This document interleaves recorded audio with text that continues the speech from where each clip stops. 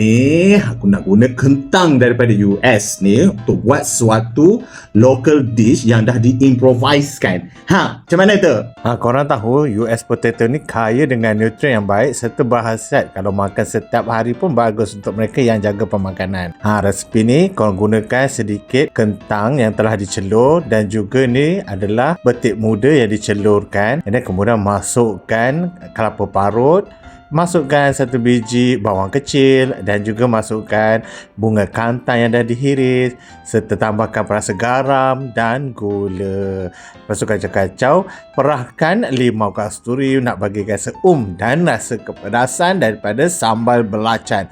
Gaul-gaul sehingga sebati. Jadilah ini dia dipanggil US potato kerabu. Special kan?